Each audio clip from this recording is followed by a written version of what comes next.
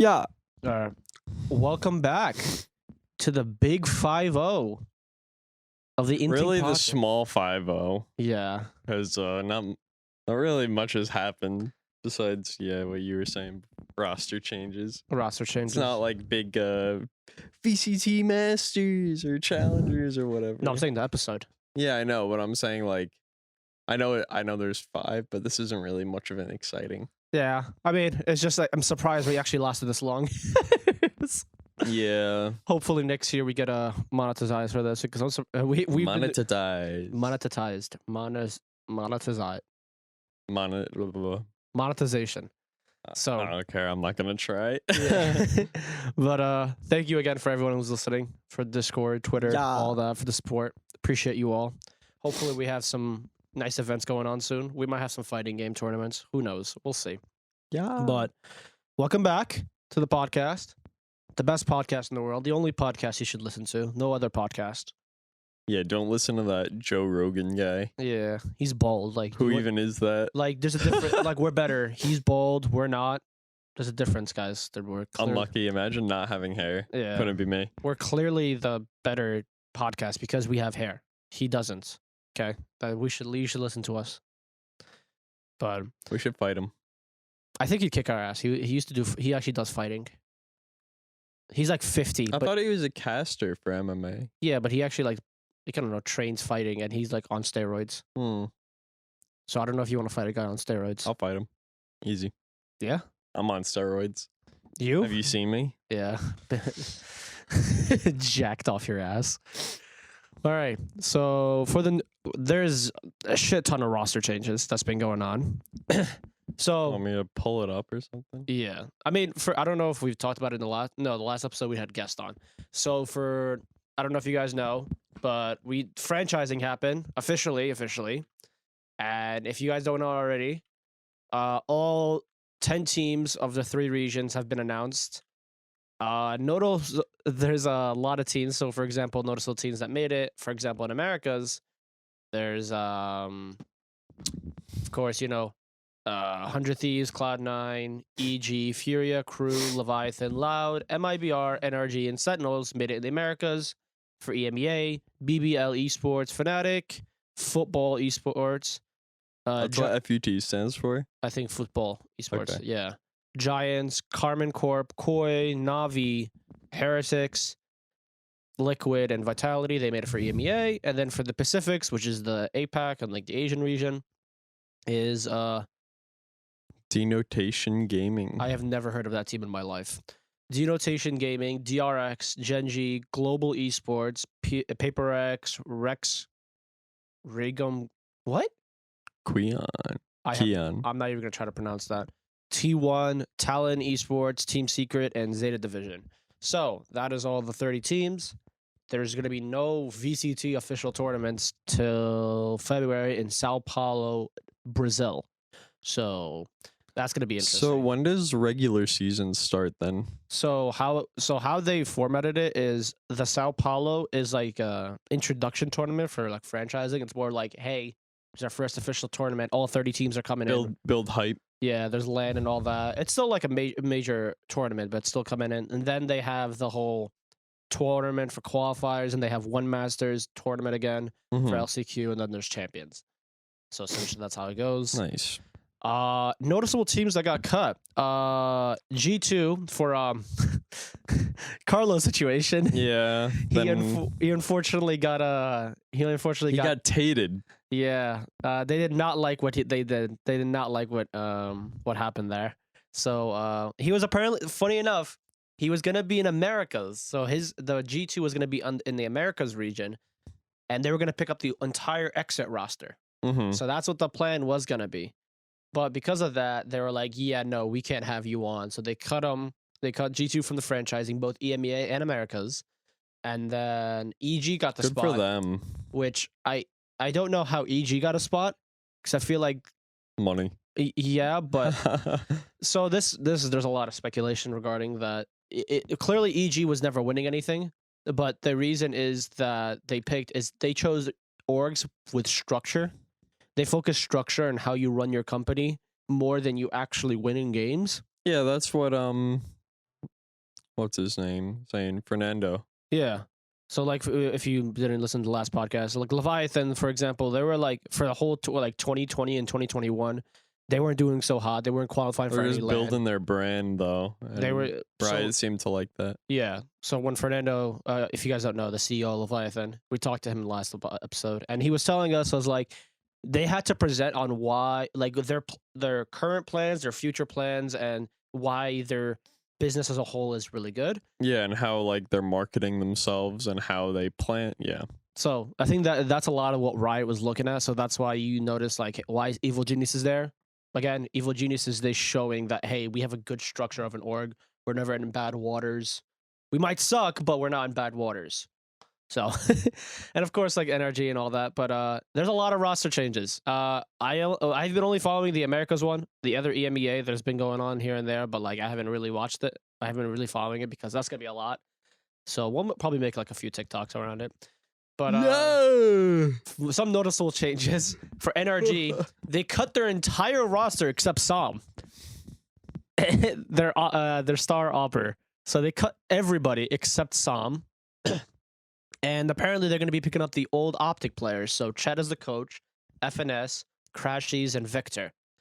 So apparently they're going to be going to NRG. Not the whole Optic roster. Not the whole Optic roster, but for most of the core. Unlucky. So then apparently Artist from FPX, because they didn't make it, Artist from FPX is going to be going to NRG. So they're gonna, because every team gets one import slot.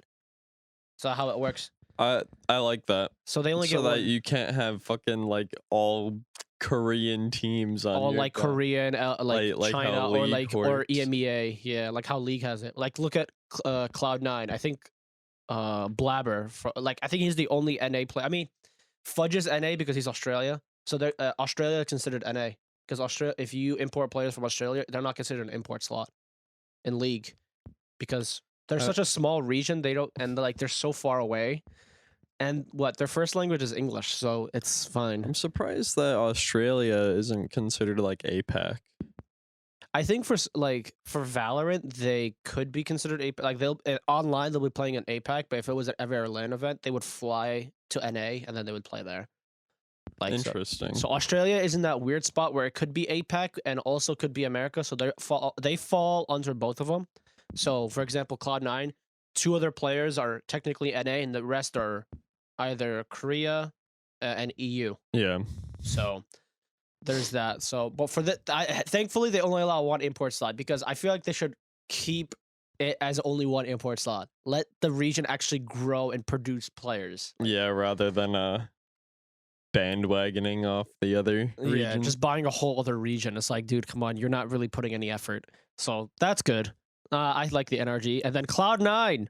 Merch is valid now. You know why? Because Yay is now going to be... yeah, Yay and Zelsis are rumored to be... They've already, like, Pierre George Geddes, they've signed the contract and they're officially on Cloud9, but as of right now, it's just all rumored, just for legal reasons. Yeah. So the Cloud9 looks fucking stacked. So they have Leaf, Vanity, Zeppa. They would gonna have Yay and Zelsis.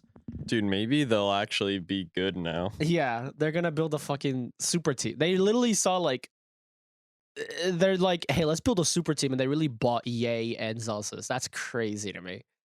So they look fucking sick. I'm surprised they didn't pick up any of the old Optic people, though. You know? Yeah, they did. It was Yay. I'm stupid. I'm stupid. Yay is the only... I forgot that Yay is on Optic.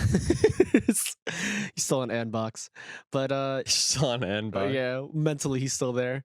But then mentally, I'm still in 2020. Yeah, and then 100 Thieves, they pick up Cryosol, so they dropped Will and pick up Cryosol, so they have like a real designated opera now, which is good. And then Evil Geniuses, I feel like they forgot they're actually in franchising because they have there's been no leaks or anything regarding roster changes. Maybe they're just content with what they got. They content with the roster. I feel like there's too many good players on the market for them to just to not pick up any of them. That's kind of insane. Maybe they're bulling. Yeah, they're like, we got franchising. We don't got anything to worry about.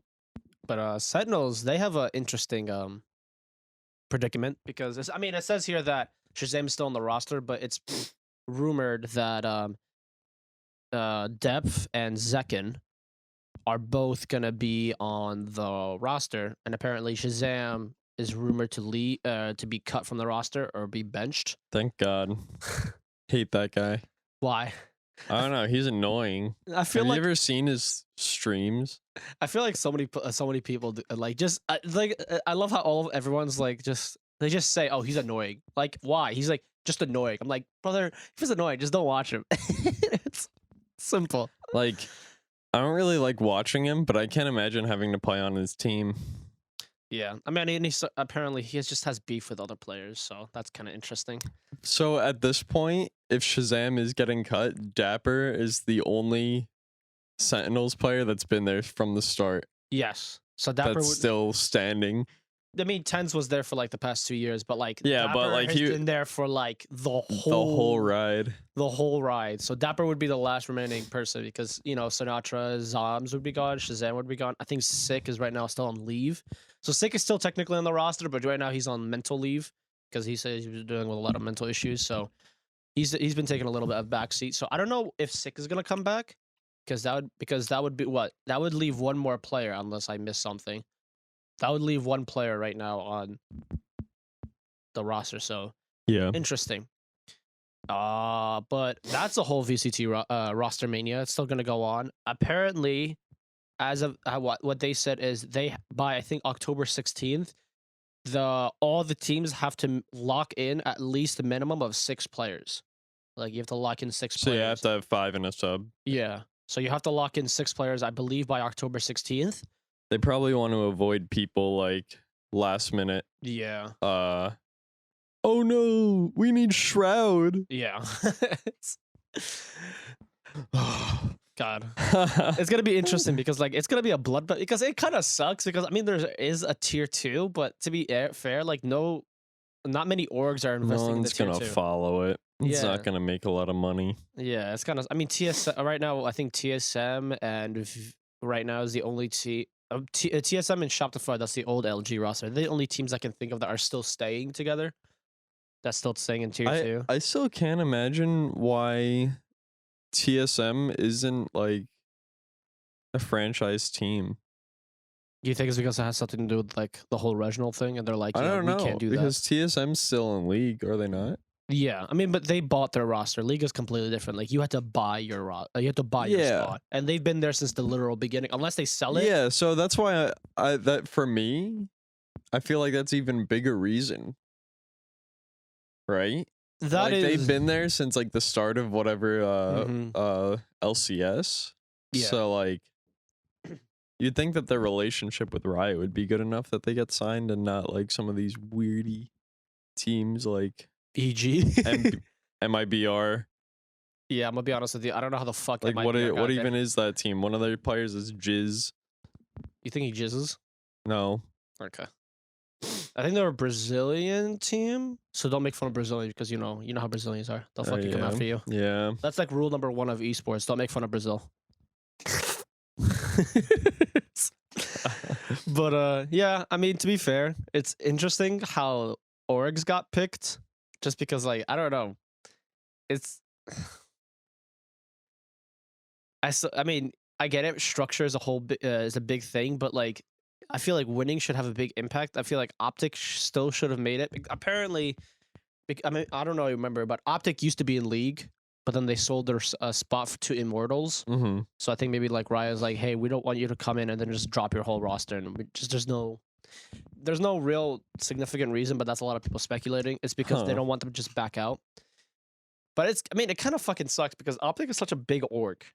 They're a massive org, and it's like just a lot of money, a lot of viewership just brings with it.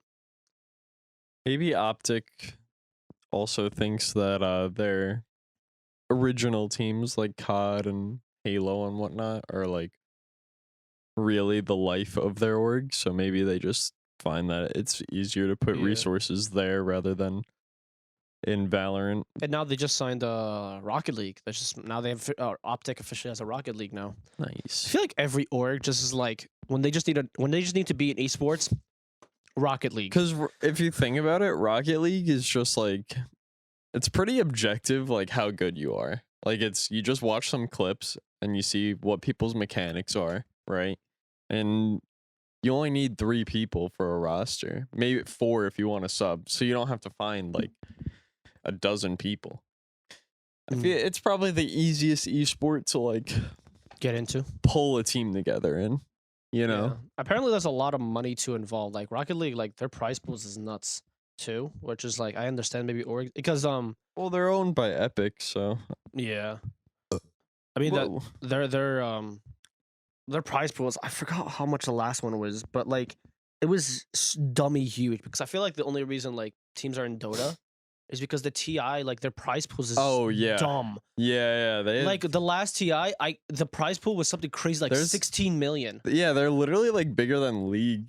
Yeah, it's so I think League Worlds prize pool has been consistently like $1 million only, like only $1 million. Oh, really? But then like Dota, like you don't hear Dota at all throughout the year, but then when TI happens, it's like one of the biggest events ever. Mm-hmm. It's bigger than like it's sometimes like as big as like the CS:GO Major or like League of Legends Worlds. It's like that huge. Yeah. And then like you see the crazy prize pool, and then I think again the prize pool is gonna be around 16 million again. Like that's insane to me. For an esport. Yeah. What the fuck? If you get like third place, you're almost a millionaire already. If you just get third place in TI, that is insane. They keep it competitive. Yeah, I feel like that's one of the driving forces for Dota, in my opinion. Because to be honest with you, I don't hear anybody play Dota. I get it. I guess maybe it's owned by Valve, correct? Yeah. Yes. And I mean, they got lots of money. They own Steam. Yeah. So like, they got the money to be able to do that. But I feel like I don't know why I don't know why League hasn't done. I mean, they don't have a battle pass system, but I feel like hey, maybe a small portion, but it's like kind of whack. Like it's not worth buying. You don't actually get anything cool out of it. I think the closest thing we got was Valorant when they did the Champions bundle. It's like, hey, 50% of this will go to the prize pool, and then like the prize pool got. I think it was like up to. I forgot how much, but I think it was from 5 to 9 million. Oh wow! The prize pool, yeah, it got something pretty big. And then it's like all different. But the thing is, it depends on the org, right? So the org depends on how much your prize pool you get, how much your salary, and then what place you get. So they all like bound. I think like because last year Paper X, like it was shown that the org gets 100% of your prize pool. Yeah, I think it was something. I think it was that team, and then, like everyone was like, "Wait, that's kind of fucked," because like they're like putting in a lot of the work and they're playing the game. Like they should be getting most of the prize pool. I mean, if you think about like traditional sports, that's kind of how it is as well. Yeah, I mean they have bonuses. So like for example, in NBA, if you make the All-Star team, if you win the NBA, for example, I'm doing this off basketball.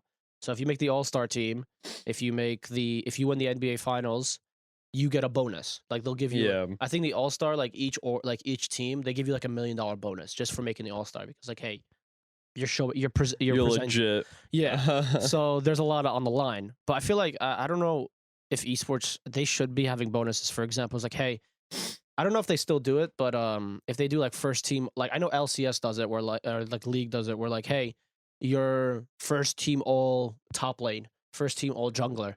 I feel like org should be like, hey, if you get that, you should get a bonus, like a small bonus. I feel like just showing like, hey, you actually produce for our team, and you're not just riding the paycheck. So I feel like that's fair. More teams. I don't know if they're. I hope Valorant does that, where they're like, hey, this first team all like.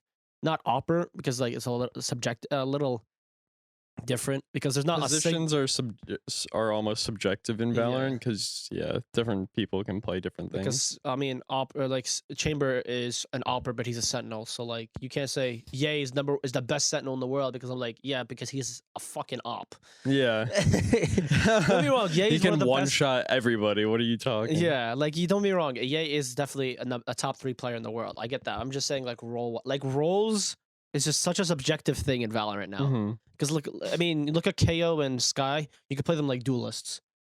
Like Chamber is a sentinel, but you play him like a duelist. Like that's what I don't get. So that's like subjective. But I can see like, hey, you like first team all, and they shouldn't base it off ACS in my opinion. Be like, hey, yay. We have a really good episode called ACS is Bad that you should listen to. Yeah, you should listen to that. You should listen to how CAS is more important than the ACS. Because I feel like CAS is just as objective. I mean, and for example, like IGLs, they probably would never. If we just based it off ACS, IGLs would never get in. Even though FNS is one of the best IGLs in the world, he probably would never get in. The first team all like Valorant and all that. But Hmm.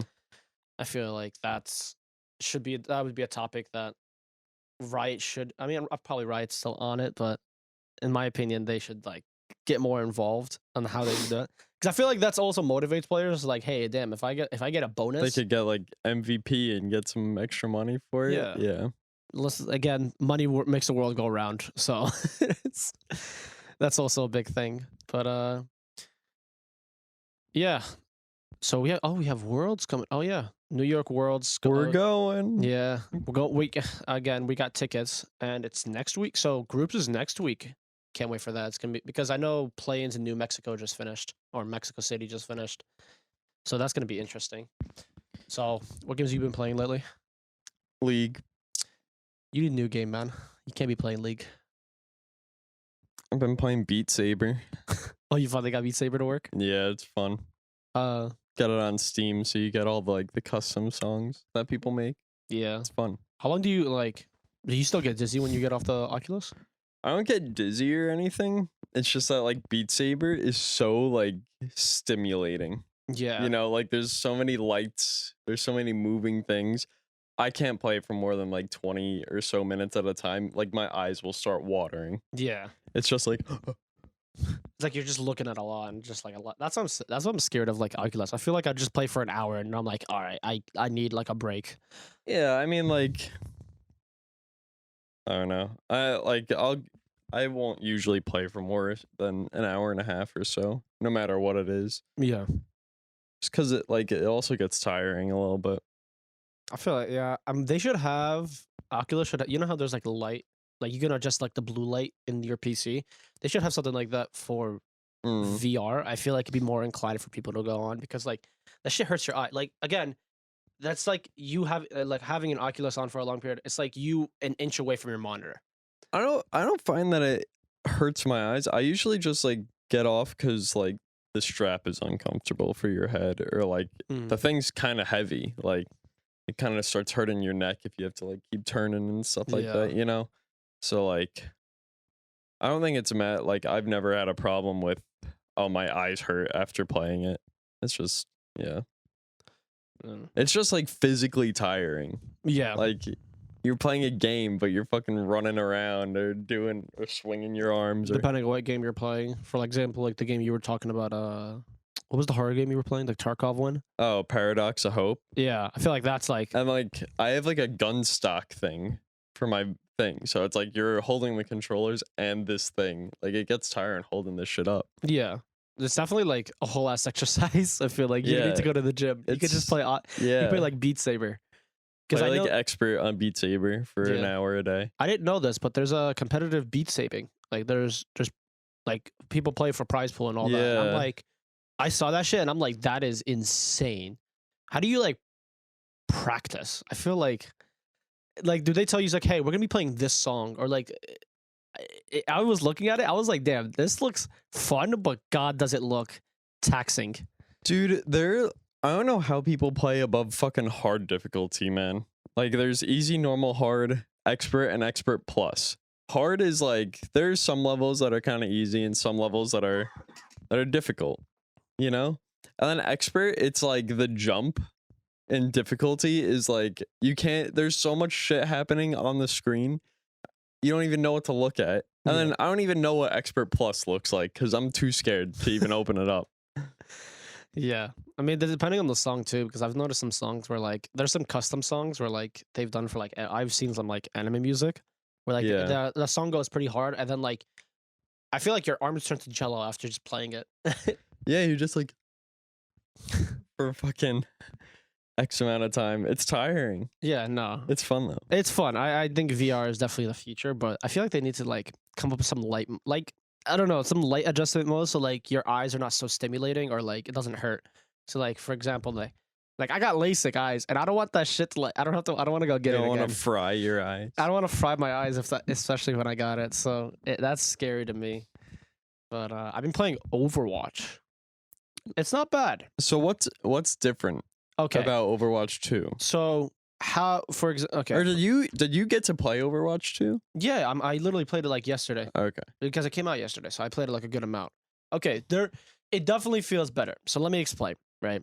instead of going from 6v6, they went to 5v5. Mhm. Okay, so it's less cluster on your screen. That's What slot did they take out? they took out tank, so there's only one tank. Okay. Which, in my opinion, thank fucking god, because fuck tank Yeah, class. too much health. Yeah, it's like just it made like gunfights last way too long than it needed, right? So they removed the one tank, so it's now one tank, 2 DPS, and then 2 support. No, 1 support. Wait, am I an idiot? Tank, 2 One DPS, tank, two and then 2 support. support. Yeah, so they have 2 healers, 1 tank, and then 2 DPS. So that's 5, right? In my opinion, it felt better because like now I'm actually like, because the thing is like tanks are now because only one, it's more tankier, so that's fine, right? And then they made some like some DPS characters that were DPS in Overwatch now 1 are now tank characters, which is nice because Like who? I think Doomfist is now a tank. He was a DPS. Oh, I feel like okay, I think okay. he's now a tank class because now he does less damage, but he's more his He's abilities mobile. are he's more mobile and his abilities are more spammable, Mhm. and he just has more health, but he does less damage, like significantly less. Okay. And like I feel like it was easier to coordinate and just be able to play the game. Like just playing the game as a whole felt better than overall. I mean, it's again, it's quality of life changes, and did it need to be Overwatch 2? No, but thankfully it's for free. Have they added any new characters? Yeah, they added like 3 new characters, which is like fine. The 3 new characters are so like they're updating and they're balancing it, which is nice. I don't know how much they're gonna revive the game. I hope they. I mean, if it goes anything like when the beta came out, it'll be popular for a week and then it'll die. yeah, I feel like that's another issue with the game. I feel like they need again, like that's what we had. That's what the thing is with Valorant. That's what we were so scared of. It's like if I hope they don't come out with characters too broken, so and then they don't fix it and it's unfixable, and then we can't play the game. Mm-hmm. So I mean, Valorant has thankfully done that where they've nerfed players or agents. Yeah. But I feel like Overwatch, it doesn't feel crazy. I think every character there's no character I've noticed where I'm like, damn, he's broken. Mm-hmm. I mean, for the day that I've played it, it felt fine. It's like a fun game. I'm not gonna play it competitively like crazy like that, but it's a fun game to play. Yeah, it's a fun time. I like the changes. It's nice. Overwatch. I hope Overwatch does well. It's just because like, it kind of sucks that you have a whole league. And by the way, the buy-ins for Overwatch, I saw that. That's just like 10 million. For a game that's like not that big or not big. Yeah, the spot in the league, yeah. It's kind of fucking crazy because I know in League it's like a minimum buy-in is like 1 million. And then like But it's worth it for league. yeah, it's worth it for League. I get that, but it's just like because it comes with cosmetics as well. I don't know if I know League has Worlds cosmetics. I didn't read into it, but I don't know if like for example EDG won last year. Do they get like a portion of the percentage if every time someone buys their skin? I don't know. Yeah, I feel like if that's the case, then yeah, there's more inclined to do it. I know Overwatch has their own like MVP skin that you can get for individual players. Mhm. Yeah. But I don't see unless because I know Overwatch they signed an exclusive deal to only be on YouTube, which kind of is a bad thing to do. You shouldn't be restricted to one platform. I don't know. Maybe it's not the worst idea because Twitch It's fucking dying. is literally like on fire right now. Yeah, I think the biggest one is because the all creators, if you're signed exclusively or not, are getting paid 50-50 instead of 7-30. Mm-hmm. So a lot of people are like, "What the fuck?" Like, to be fair, I'm putting in most of the effort. Like, what the fuck? And apparently, they're still sticking through with it. There's no article of them changing it back. It wouldn't surprise me if like some streamer goes and makes their own platform. That's more. You think they're gonna make a whole new platform? Well, I mean, like, I don't know. Who's a big streamer? Ninja. Ninja. If Ninja made his own streaming platform and with the promise of like better payout for the people or like the streamers themselves, I feel like that'd be a really good investment on his part. Yeah, It's I like- feel like it's harder. It's easier said than done. Yeah, I know, because like Twitch has been around for so long, but if people aren't going to be getting paid on Twitch the way that they should be, I can't imagine people stay on it unless they update their EULA or whatever.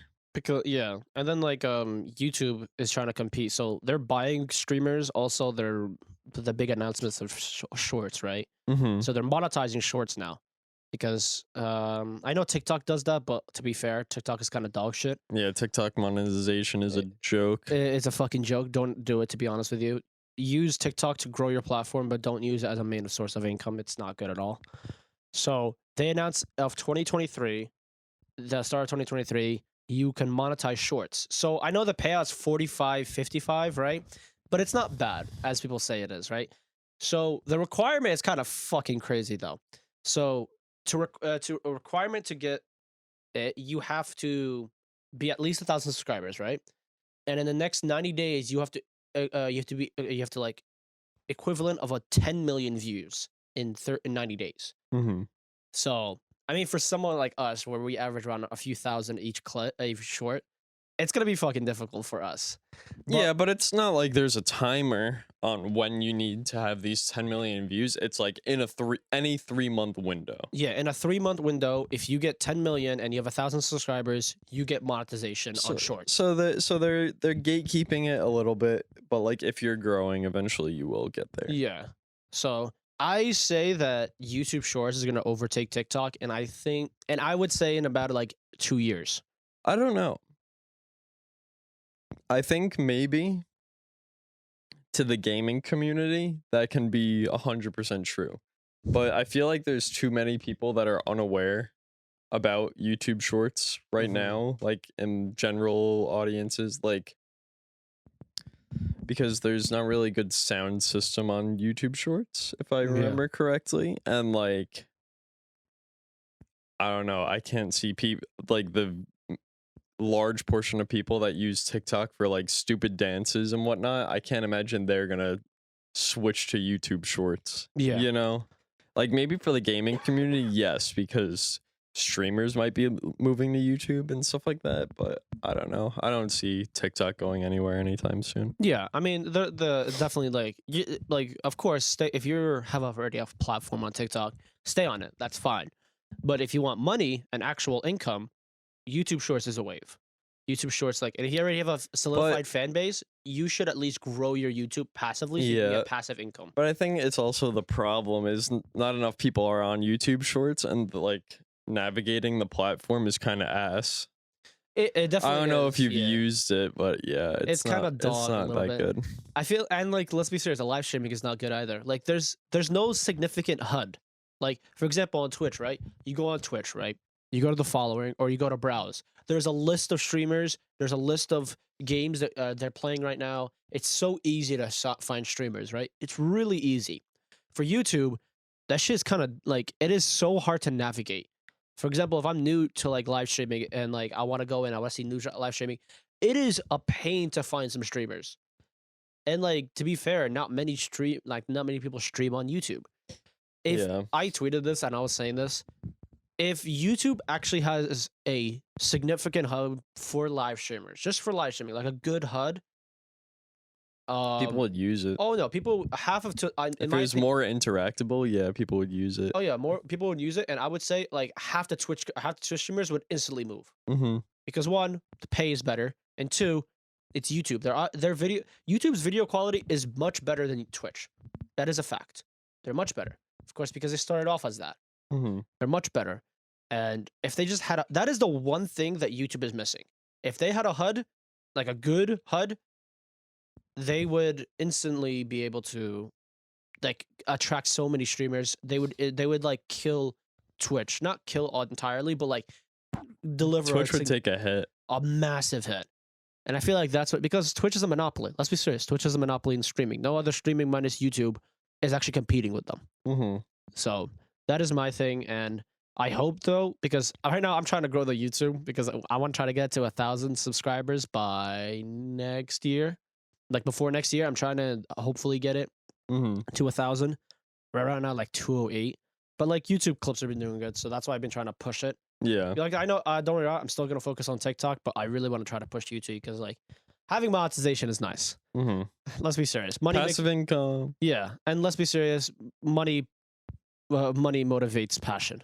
You can't just be passionate about something with no money in it. Yeah. I don't know how like I think people really don't understand that. It's like, yeah, don't even like we're passionate about the podcast, we're passionate about esports, we're passionate about gaming, but money needs to be involved. Like money is a big thing. Yeah. So 100%. yeah, I feel like a lot. If you are going to content creation, like don't just say, "Hey, I'm doing this as a passion." No, motherfucker, try to get paid while doing it because money is a big thing. You can't just like that's like for example, that's like me. For example, I like do data analytics statistics, right? That's what I'm studying and that's what I'm doing. If I just did that shit for free, I would fucking lose my mind. Like, no, that shit's difficult. And for you, audio engineering, yeah, you like music, you like audio. Yeah, Imagine but doing that shit for money. free. No, Yeah. like money make like if you see all these streamers doing things for money, well, yeah, that's important. Why do you think like if you see pros stream to build their YouTube, build everything else, they need money. They Mhm. want to build because like being a pro is not a like solidified job. You have to have money. So that's my two things. I don't know if you want to add anything to it. If you want to add anything to No, I think that's fair. yeah. What you But I think that's wraps up our 50th episode. Again, thank you Yeah. guys thank you for supporting and being with us this whole time. Hopefully for another 50 and hopefully we'll actually get sponsored by we'll get sponsored and have monetization by then. So again, thank you guys. I love you. Bye bye. Bye-bye. Love you.